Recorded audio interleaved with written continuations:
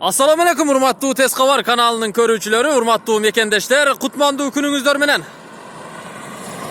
Tez Kabar kanalı sizlerge satılatılgan biznes жайларды көрсөтүүнү улантып жатат. Biz азыр Өзгөн районунун Мырзаке айылынын жогору тарабында турабыз. Бул кадимки Каракулжа жолу, Ош Каракулжа жолу. Ылдый жакта Мырзаке айылы жайгашкан. Мына ушул жол менен жогору көздөп чыга турган болсок, бул жагы ушул Каракулжа районуна ашып кетет.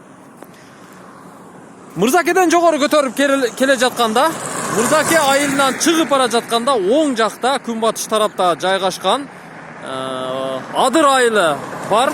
Мына ушул Адыр айылынын кире беришинен бираз жогоракта сатыла турган сарай бар экен. Ушул сарай боюнча сиздерге маалымат бермекчибиз. Андыктан биздин канал менен бирге болуңуздар.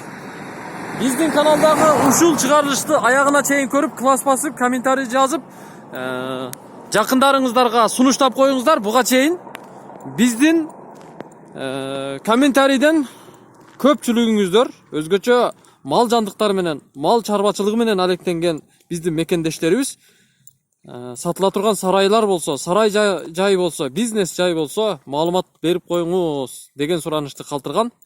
Биз сиздердин суранычыңыздарды орундатабыз. Азыр сарайга жакын жерден жолугушабыз. Биз централдык жолдон, азыркы жолдон 100 метр жогору көтөрүлдүк дагы.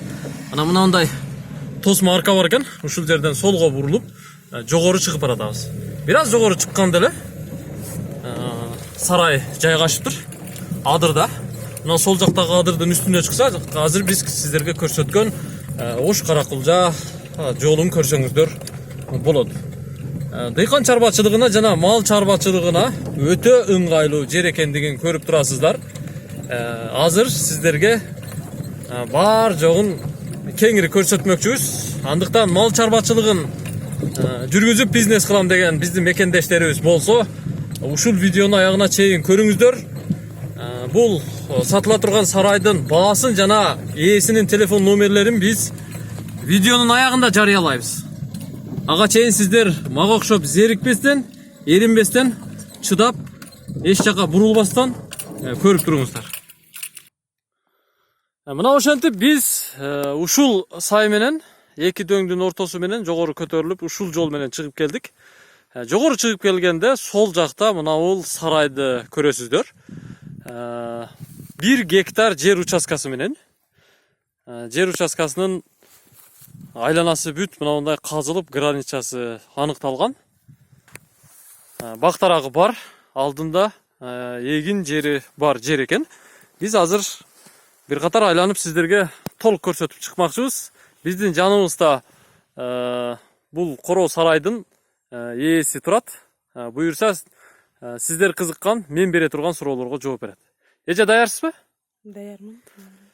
Бул жер эгин тала. Бул жерге азыр буудай же болбосо жүгөрү сыяктуу эгиндер эгилет окшойт, О, дарактар сиздерге карайбы?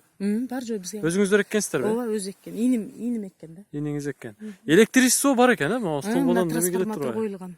Трансформатор коюлуптур. Аянтын канча дедиңиз? 1 гектар. 1 гектар жери менен 100 метр стройкасы менен. 100 метр стройкасы менен, Өтө жакшы экен. Суу маселеси кандай бул жерде? Суу маселеси бул жерде 100 метрден суу алып өтөт эле да, инимчи. Могу дөң нарак берагынан. Жакшы. Демек суу маселеси бул жерде чечилиптир, Суу бар экен. Ноо бар экен. Каналы бар. Мына бул казылган экскаватор менен казылып, граница ушундан аныкталыптыр да. Ушул казылган каналчанын ички тарабы бүт сиздерге карайт. Бул жагы кандай? Мен границаны биздин кызыккан мекендештерибизге так көрсөтүп коеюн. Мына ушул казылган каналча бүт граница экен. Зерикпестен границаны аныктап коюптур. Бул жагы бираз овальный, круглый формада аныкталыптыр. Граница. Могул жерге келип солго бурулат экен. Мына ушул жерге келип солго бурулат экен дагы. Ушундайга барып, ондойго короонун наркы бурчунан ылдый карап түшүп, кадимки жолго чейин аныкталыптыр. Бул границасы болду. Ал эми Короонун арка жагы мен сиздерге так дагына көрсөтүп коеюн. Короонун арка жагы мына ушундай. Аркада бир эле жерде эшиги бар экен. Жем туздарды жүктөп келген учурда автоунаа менен жүктөп келип аркадан оңой түшүрө турган кампанын жанында бир эшиги бар экен. Так бул жагы ушу короонун арка тарабы. Бул короонун салынганына канча болду же? 2007 салынган да. 2007-жылы салынган. Бирок Союздун убагында бул жерде короо болгонбу? Болгон экен да короо. Ошол эле кайра баягы капиталдык ремонт болуп? Жок, эчтекеси жок болчу да. Эчтекеси жок болчу. Стойка эле болчу. Мына стойкалар эле, каркас турган да? Каркас эле калган. Каркас эле турган экен. Караңыздар. Мына бул цемент стойкалар сиздерге тааныш болуп атса керек. Союз убагында Дүркүрөбүч деген короо сарайдын нар жагына уланып салынып, анан мына бул жерлери дубалы тургузулуп оңдолгон экен. Азыр биз сарайдын ичине кирели дагы сиздерге бир чекеден толук көрсөтөлү. Бул жерде азыр мал жандык багылабы? Жок, азыр жок. Азыр багылбайт экен, жазында анча келет окшойт. Ушул Мырзакен тургундары. Абаңыздын койлор ушул жерге келет, Мына көң да бар экен, караңыздар. Сонун көң. Жерге салсаңыздар болот экен. Бул жер ошол күндүзү койлорду ушул жерге чыгарып, чөп чачып кое турган аянт экен. Эми мына чекедеги сарайдан баштайлы. Бул биринчи эшик, жогорку тараптагы. Узун туурасы менимче бир 10 метр туурасы. Узуну. Туурасы бир 5 метр чыгат экен. 5ке 10 деп эсептесе болот. Крышасы тыныке менен жабылган. Сол жагында мына нуу бар. Бул биринчи сарай. Ал эми бул жерде чоңураак дагы сарайдын бөлмөсү бар. Бул өтө чоң. Мына караңыздар, кеңири аянтча. Бул жерге ушул койлорду козулары менен кеңири киргизип коюп, эшигин жаап койсоңуздар болот. Менимче узун туурасын так айта албайм, бирок мына тумбалардын ортосун эсептесеңиздер болот. 1, мына 2, 3, 4, 5 тумбанын ортосу. Биз экинчи бөлүктү карап чыктык. Эми үчүнчү бөлүктү көрсөтөбүз сиздерге. Үчүнчү бөлүк мына бул сиздер көрүп турган эшиктен киргендеги бөлүкчө. Бул жер туут бөлүмү деп койсо болот. Сарайдын. Бул жерге менимче баягы тууттун алдындагы койлорду ушул жерге киргизип, козуларын бөлүп же болбосо ушундай багытта иштетишет экен. Бул дагы узун туурасы 6га 10 келген сарайдын бир бөлүкчөсү. Козулар же болбосо кочкорлор өз-өзүнчө ушул жерде бөлүнүп турат. Кийинки бөлбө. Кийинки бөлүкчө айтмакчы. Мына электричество бар, счетчиктери бүт ушул жерге коюлуп тур. Сиздер законный ош электрого акчасын төлөсөңүздөр болот. Сарайдын кийинки бөлүкчөсү 2 тумбанын ортосу экен, көрүп атасыздар. Бул жайдагы бодомалды кармаганга ыңгайлуу жай экен. Же болбосо бул жерге жылкы жандыктарын, ат жандыктарын баксаңыздар боло турган сарайдын бөлүкчөсү экен. Мындан кийин бул жер жашоого ыңгайлуу болгон жер экен. Караңыздар. Биздин малчыларыбыз ушул жерде буюрса жашайт. Келечекте ким сатып алса ушул жерге көчүп келип, кыштай жайдай жашасаңыздар болот. Биз түз киребиз. Бул жер мына стяжка болуп тур, караңыздар. Азыр эми бул жер колдонулбай салынган боюнча турат экен. Ошон үчүн сиздер таштанды мусорлорго көңүл бөлбөңүздөр. Каралбаган жер ушундай болот. Мен башында сиздерге айтып өттүм. Мына бул турган эшик, бул короонун аркасына чыга турган эшик. Бул жерден портерге жемди жүктөп келип, ушул жерден түшүрүп, могул жерге жемди түшүрсөңүздөр болот. Стяжка болгон. Бул кампа. Кампанын сол жагында дагы бир караңгы бөлмө турат экен. Бул жер азыр караңгы, лампочкасы жанбайт. Бул жерге дагы ушул күн жара же болбосо жүгөрү, туз жемдерин ушул жерге кармасаңыздар болот. Бул жер кампа болду. Кампанын жанында эле жашоочу бөлмө. Караңыздар. Бул кадимки үй, спальный. Узун туурасы 4,5 га 4,5 келген чоң бөлмө экен. Полу кадимки ДСП. Печкасы бар экен, көмүр жаксаңыздар болот. Тамак бышат, чай кайнайт, бөлмөнү жылытат. Жакшынакай болгон бөлмө, электричество бар. Мынау бассейнди не максатта кургансыздар? Малдарды сугарган. Суу сактагыч. Сууну толтуруп коесуздар, анан ушул жерден алып бересиздер, Демек түшүнүктүү. Бул атайын суу сактоочу яма экен. Бассейн. Жашоочу жерди сиздер көрдүңүздөр. Эми бул жакта эң сиздер күтүп аткан жай.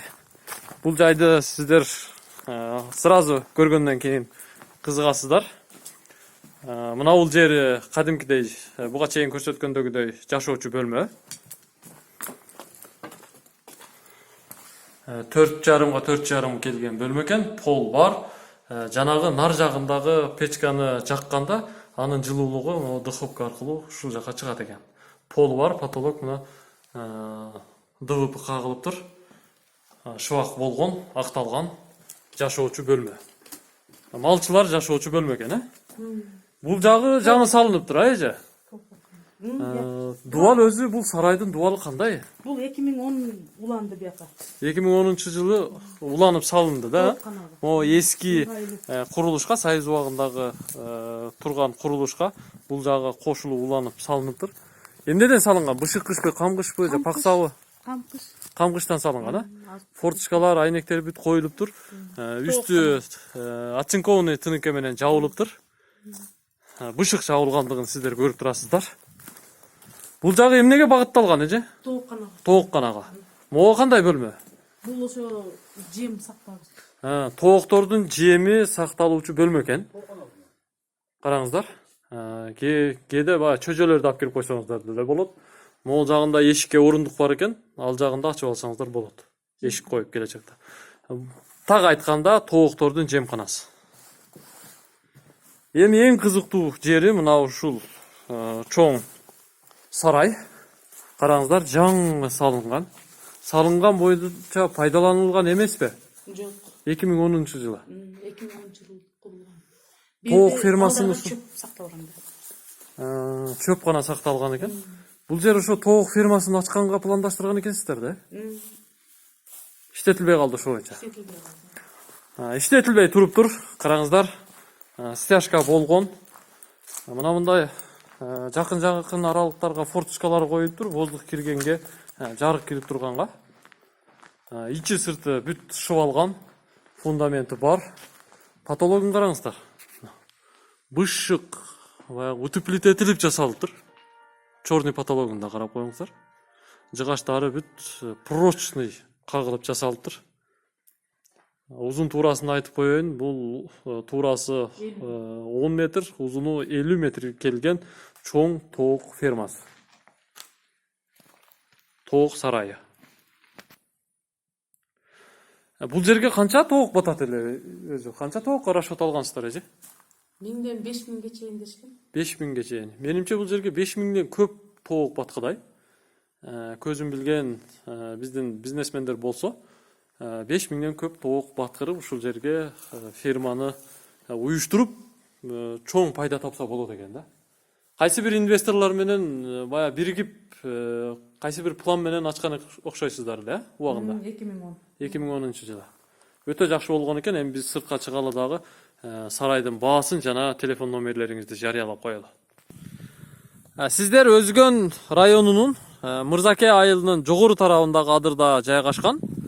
Централдык көчөгө 500 метрден ашыгыраак аралыкта жайгашкан, узундугу 100 метр келген сарайды көрдүңүздөр. Бул сарай сатылып жатат. Жер аянты документалдуу 1 гектар. Кызыл китеби бар беже? Бар.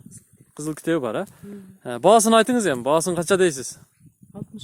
65 миң доллар. 65 миң доллар экен. 1 гектар жери менен 65 миң доллар, Ушу курулуш общий. Ойлонуп көрүңүздөр. аракет кылып көрүңүздөр. Эгерде акчаңыздар жетсе, сөзсүз түрдө ушул жерди сиздер сатып алып, бизнеске, мал чарбачылыгына иштетсеңиздер болот экен. Пайдасы буюрса жакшы болот. Мен төмөндөгү телефон номерлерди сиздерге жарыялаймын. 0773 08 85 68, 0778 75 98 78. Мына ушул эки телефон номерлерге чалып байланышсаңыздар болот. Мындан сырткары WhatsApp номер да иштейт. WhatsApp номер, бирок Россиялык номер. Плюс 7 925 880 87 45 деген телефон номерлерге байланышка чыгып сурасаңыздар болот. Анда сиздер аракетиңиздерди кылыңыздар, мен кийинки чыгарылышка аракетимди кылайын. Көрүшкөнчө, аман туруңуздар. Ылайым ушул жерде гүлдүрөө иштеп, ким алган болсо, тоок фермасы жакшы иштеп, бул жагында мал чарбачылыгы иштеп, дүркүрөө өнүгүү өсүгүп, иши жүрүшүп кетсин. Күчтүү бизнесмендер де болсун.